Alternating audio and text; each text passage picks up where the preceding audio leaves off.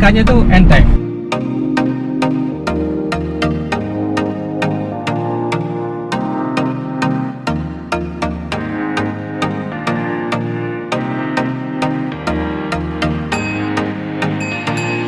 Halo Sobat Indie, ketemu lagi di channel Indie Driver, dan kali ini saya kembali membuat vlog atau review mobil bekas yang sudah ada di pasaran ya. Ini adalah Kijang Innova Reborn Diesel tahun 2018 tipe G. Jadi ini salah satu mobil yang jadi favorit, jadi idola para pecinta Kijang. Ngomong-ngomong soal Kijang, ini adalah Kijang generasi ke-6. Dan kalau ngomong-ngomong soal Innova, ini adalah Innova generasi kedua. Di tahun 2023 ini sudah ada Kijang generasi ke-7 atau Innova generasi ketiga, Innova Zenik ya. Nah, tapi ini sempat menjadi perbincangan yang hangat. Ketika ada Zenik, penjualannya di stop. Tapi ternyata banyak yang protes, banyak yang meminta agar Kijang yang diesel ini tetap dijual. Kenapa? Karena di Zenik itu tidak ada tipe diesel. Nah, akhirnya Toyota memutuskan Kijang Innova Reborn yang tipe diesel ini tetap dijual. Apa sebenarnya keistimewaan mobil ini sehingga banyak yang berharap, banyak yang meminta agar tetap dijual? Keistimewaan itu ada di mesinnya. Ini mesin diesel 2400-an cc. Jadi tenaganya cukup besar dan terbilang irit. Tapi kita bicara model dulu. Kalau secara model, ini tidak istimewa ya. Tapi nggak jelek juga. Modelnya itu agak timeless gitu ya. Di tahun 2018 masih oke, masih bagus. Grillnya nih yang mencolok. Ada kombinasi warna antara warna silver dengan warna yang agak keabu-abuan. Dan ini menyambung, yang warna silver ini menyambung ke lampunya. Lampunya itu masih model lampu lama. Lampu reflektor, belum ada DRL-DRL-an. Lampu senya itu di bawah sini, di sebelah lampu kabut. Kita kembali ke grill-grillnya, ini besar ya, besar menyatu, jadi nggak ada grill bawah, grill atas. Sekarang kita intip keistimewaan dari mobil ini yang ada pada mesinnya. Ini dia mesinnya, mesin 2GD FTV, FTV kayak sinetron. Mesin ini kubikasinya hampir 2400 cc. Ini saya bilang tadi, powernya itu 149 PS dan torsinya 342 Nm pada 1200 hingga 2800 rpm. Power dan torsinya itu jauh lebih besar dibandingkan Innova bensin. Kalau di remap, di tuning lagi, bisa dapat angka yang jauh lebih besar lagi, jadi lebih gahar lagi. Kita lihat model mobilnya, kita kelilingin, dan ini kalau Anda perhatikan ya, kalau Anda penonton Indie Driver pasti tahu ada model pengambil gambar seperti ini. Ini kalau di teknik sinematografi, ini namanya point of view. Jadi menggambarkan pandangan kita atas sebuah objek. Nah, kita kembali ke mobil, kita ke sektor roda dulu. Untuk tipe G ini menggunakan ring 16. Ini profil bannya 205/65. Dan ini velgnya, ukuran dan modelnya beda dengan tipe Q maupun tipe yang di atas, paling atas, Venturer. Kalau untuk pengereman, ini sudah ada ABS, ada EBD, ada brake assist, sudah lengkap pokoknya. Modelnya cukup streamline, dari depan ke belakang tuh cukup streamline. Spion seperti ini, ada lampu senya di sini. Kacanya begini, ada list karet warna hitam. Nah, handle pintunya sewarna body. Ini belum keyless, masih pakai remote. Roda belakang pengeremannya belum menggunakan disc brake ya, masih tromol biasa. Nah, ini lagi uniknya nih.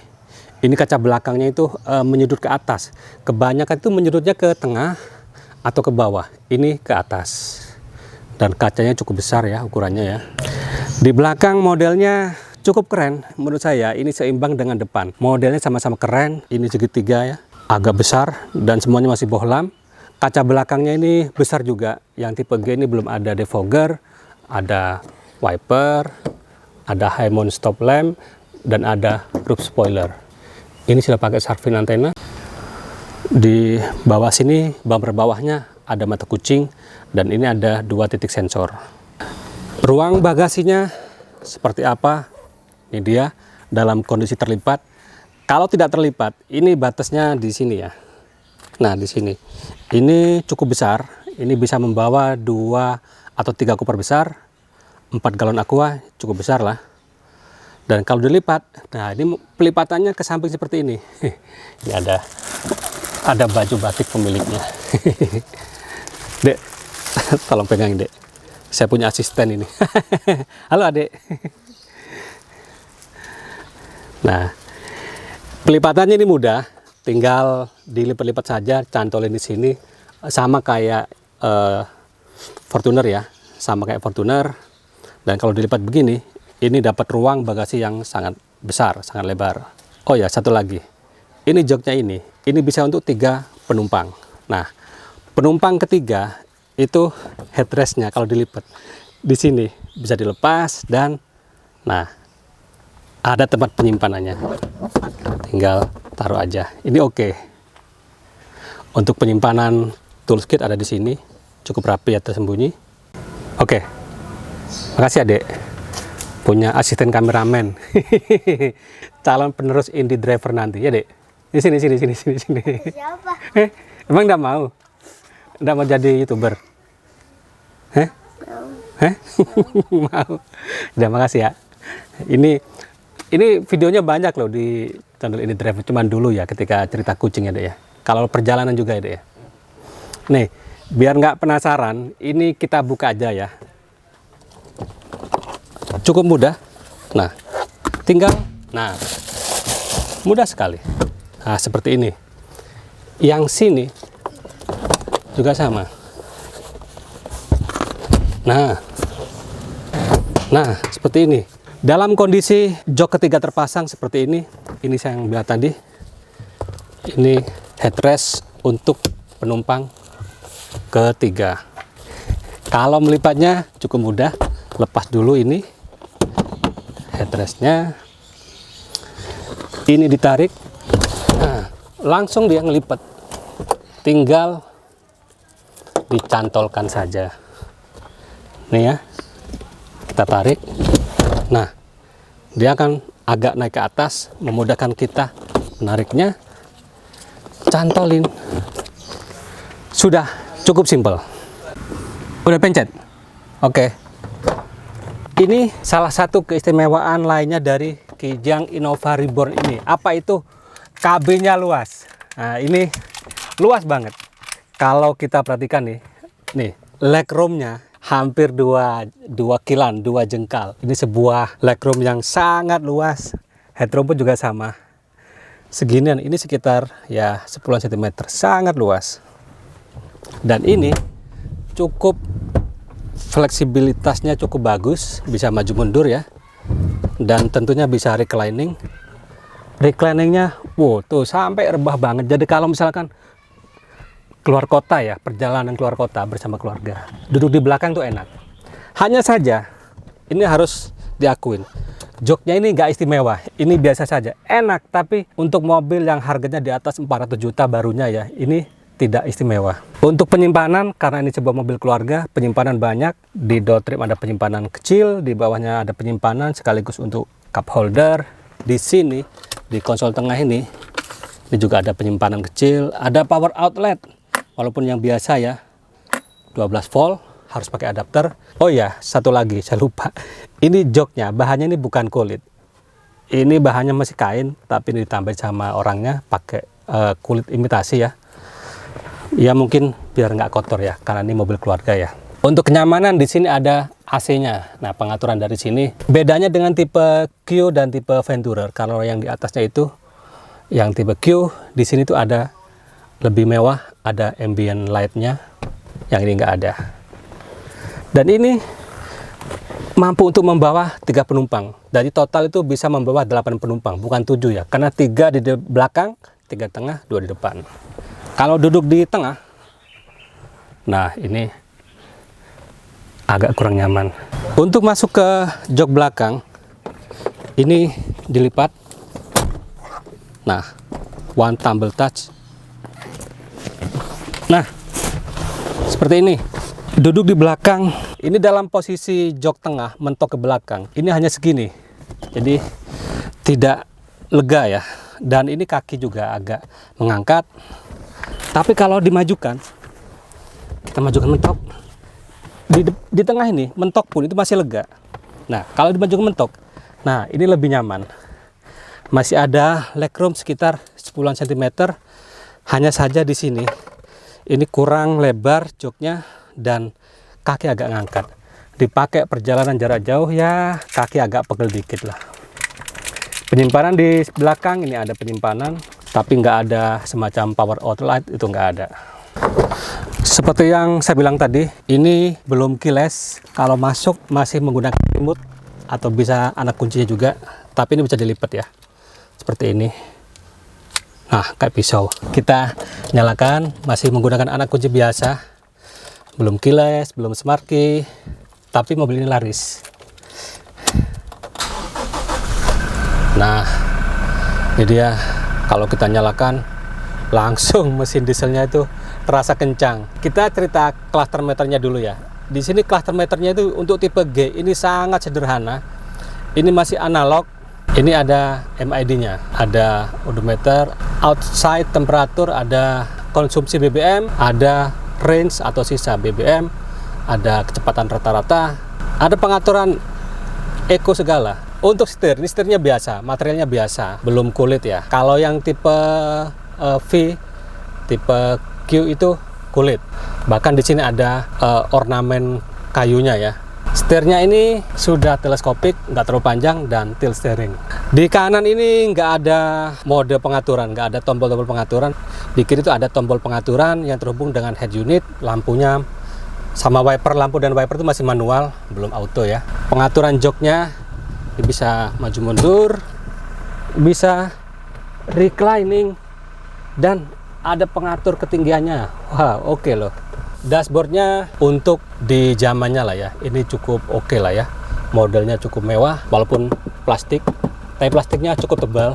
Modelnya kayak melengkung gitu. Ini estetikanya oke nih. Di sini agak tinggi, di sini melandai. Dan di sini, nah di tengahnya nih ada ornamen yang berbeda warnanya. Jadi kelihatan ya, jadi oke lah. Head unitnya cukup standar seperti ini. Menu-menunya itu pengaturan M Toyota, radio, Bluetooth, DVD, AUX, SD, USB, pengaturan, dan ada iPod. Ini apa anak ini? Lihat nggak tadi di sini ada kayak daun-daun lebar gitu. Dia suka nonton film tuh, suka nonton YouTube tuh. Jadi kan suka ada tuh efek-efek misalkan di mobil, mobilnya kayak jalan, padahal nggak jalan, tapi pohon-pohonnya yang jalan. Dia mau bikin begitu tuh.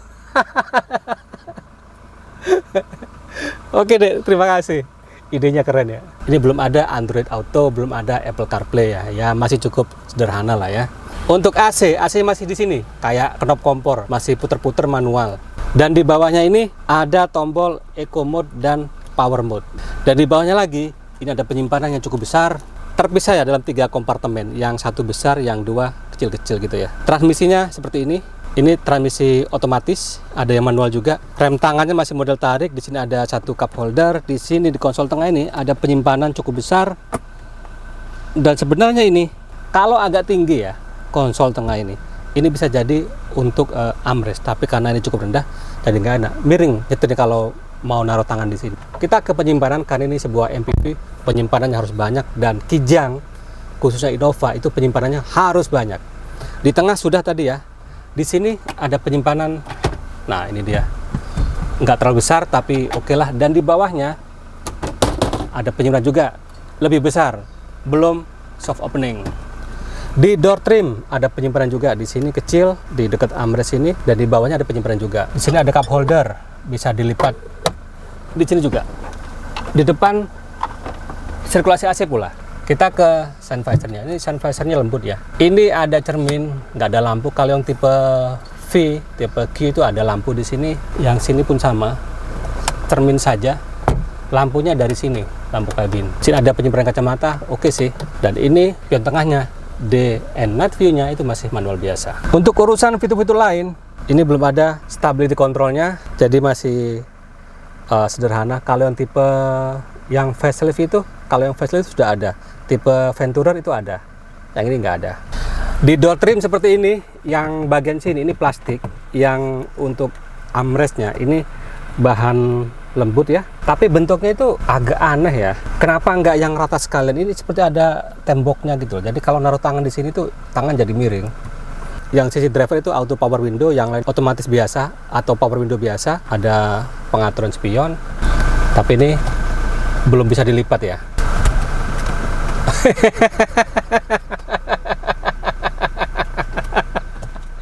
Kita jalan saja untuk merasakan seperti apa mobil ini.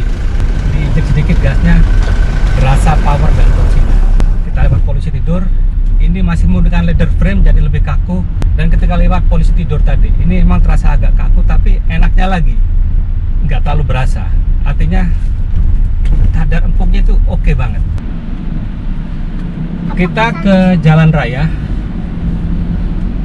Ini kalau secara ukuran sebenarnya ini lebih besar ya, bahkan dibandingkan dengan Innova yang lama ini sedikit lebih besar. Di dalam pun juga berasa ini cukup lega. Tapi ketika berada di jalan emang sih agak sedikit besar, tapi kalau Anda terbiasa gitu tentu ini bukan masalah ya. Apalagi ini untuk urusan visibility ini cukup oke. Windshield depan itu cukup besar, bukan cukup besar malah. Spion kanan kiri juga besar, spion tengahnya juga bisa mengcover kondisi lalu lintas di belakang. Ini agak macet. Kita cerita dulu soal kekedapan kabin ya.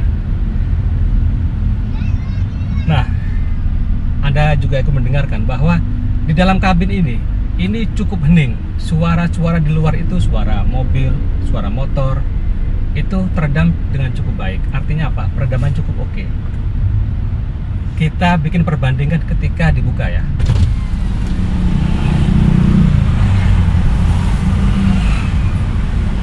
Itu dia, cukup berisik, bukan cukup berisik sekali.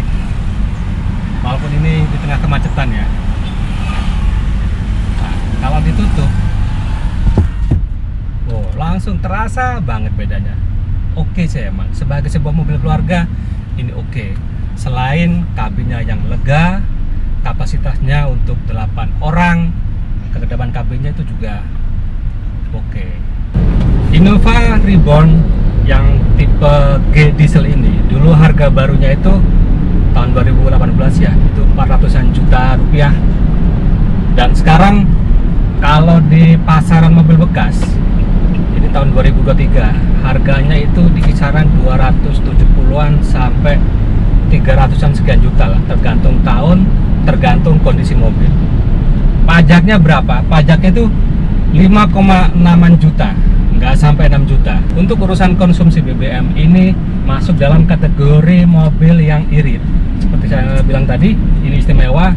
Dalam kota itu bisa dapat 12 km per liternya. Sedangkan untuk jalanan tol, jalanan yang lancar keluar kota, itu angkanya lebih dahsyat lagi, bisa 15 sampai 16 km per liternya. Bahkan kalau jalanannya lancar, Anda berkendaranya konstan, tidak ugal-ugalan, tidak seruntulan, itu bisa tembus hingga 19 bahkan 20 km per liter.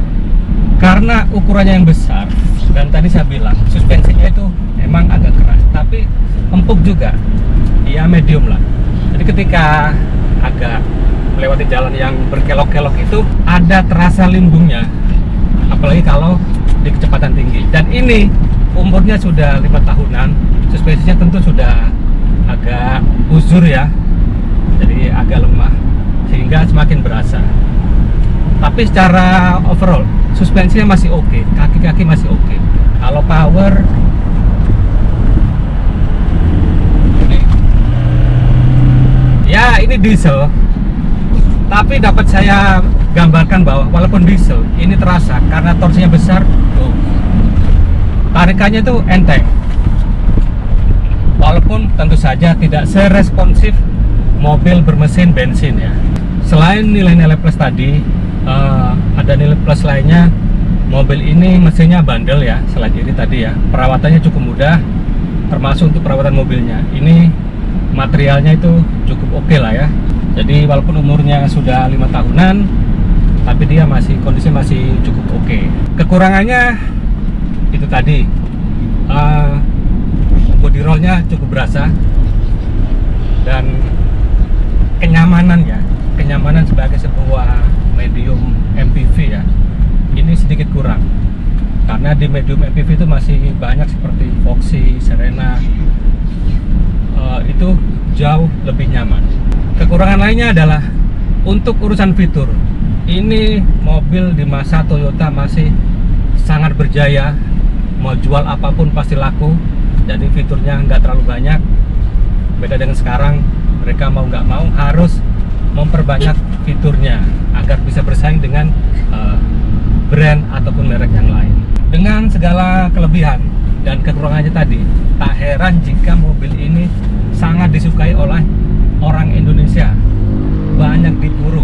Di pasaran mobil bekas itu, ini nggak banyak stoknya. Begitu ada, biasanya langsung hilang, langsung laku. Kenapa? Yaitu tadi, emang ini mobil incaran banyak orang. Dan demikian saja Sobat Indie, vlog saya kali ini. Terima kasih sudah menonton. Jika ada pertanyaan, ada komentar, ada masukan, ada kritikan pun boleh sampaikan di kolom komentar. Dan bagi Anda yang belum subscribe, ayo subscribe agar channel Indie Driver semakin berkembang, menghasilkan konten yang lebih berkualitas, informatif, dan tetap independen. Terima kasih, sampai ketemu di vlog selanjutnya.